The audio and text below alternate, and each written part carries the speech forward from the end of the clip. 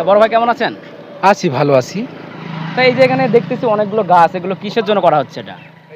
আসলে এই যে রাস্তা মেরামত করতে গিয়ে যে গাছগুলো ছিল সেগুলো কেটে ফেলা হয়েছে। আর কেটে ফেলার জন্য অতিরিক্ত উত্তাপের মধ্যে দিয়ে আমরা বসবাস করছি এবং পরিবেশের ভারসাম্য নষ্ট হয়ে যাচ্ছে।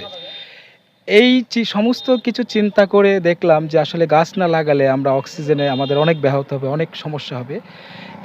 আসলে এই সমস্ত কিছু সার্বিক চিন্তা করেই গাছ লাগানোর উদ্যোগ নিয়েছি এবং আমার সাথে ছাত্রছাত্রী এবং যুবক ভাইরাও সহমত পোষণ করে আমার সাথে সহযোগিতা করেছে। ঠিক আছে, আমার জানা মতে এখানে গাছগুলো ২ থেকে ৩ বছর হয়েছে গাছগুলো কাটা হয়েছে। তো এতদিন কিন্তু কোনো ধরনের উদ্যোগ নেওয়া হয় নাই এবং কোনো ধরনের কারো দেখলাম না যে গাছ লাগানোর জন্য কিংবা কোনো কিছু করার জন্য। কিন্তু আপনার কেন মনে হলো হঠাৎ করে এই জিনিসটা করা উচিত? আসলে এর আগে অনেক চিন্তা করেছি যে গাছ লাগাবো। এই ধরনের অনেক উদ্যোগ নিয়েছি, অনেকের সাথে আলোচনাও করেছি। কিন্তু এক শ্রেণীর নেতা থাকে যারা আসলে তাদের নেতৃত্বটাকে বজায় রাখার জন্য এই সমস্ত সামাজিক কর্মকাণ্ড করতে দেয় না। যার জন্য আমরা সেই সিন্ডিকেটের মধ্যে থেকে আমরা করতে পারিনি। তা আজকে যাই হোক ইউনো স্যারের সহযোগিতা, আমাদের এসিল্যান্ড স্যার এবং আমার উপদেষ্টা ডাক্তার রিচার্ড সরেন, ওনাদের সার্বিক সহযোগিতায় কাজটি করতে সক্ষম হয়েছি। তো আপনি এখানে যে গাছ লাগাচ্ছেন, এখানে আপনার কয় প্রজাতির গাছ রয়েছে কিংবা কি, কি গাছ রয়েছে আপনার জানা মতে? এখানে আমি চারা নিয়ে এসেছি ১৬ প্রজাতির।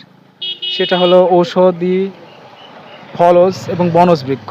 এর মধ্যে ১৬ প্রজাতির গাছ। যেমন ২টা একটা নাম বলছি, সেটা হচ্ছে আমলকি, বহেরা, হর্তকি, জলপাই, কদবেল।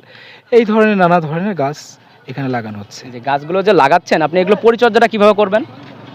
আসলে পরিচর্যাটা করব কিভাবে? আমি আসলে ছাত্রছাত্রী এবং যুবকদের এই জন্যই ডেকেছি বা নিয়েছি সাথে, যে আমরা সকলে যদি অংশগ্রহণ করি তাহলে সকলের একটা থাকবে। সেখানে দায়িত্ব একটা থাকবে। প্রাণ থাকবে এবং নিজ নিজ দায়িত্ব থাকবে। নিজ নিজ দায়িত্ব থেকে আমরা এই গাছগুলো সবাই নিজ থেকে পরিচর্যা করতে পারবো এবং তথা আরও ইউনো স্যারের পরামর্শ পরে নিব। এবং আমার যেটা চিন্তা হচ্ছে সেটা হলো, যে সমস্ত কৃষক ভাইদের জমির উপরে যে গাছগুলো থাকবে, এই গাছগুলো আসলে তাদেরকেও একটু দায়িত্ব নেয়ার জন্য বলবো। তারাও যেন এগিয়ে আসে এবং এই গাছগুলো পরিচর্যাতে সহযোগিতা করেন।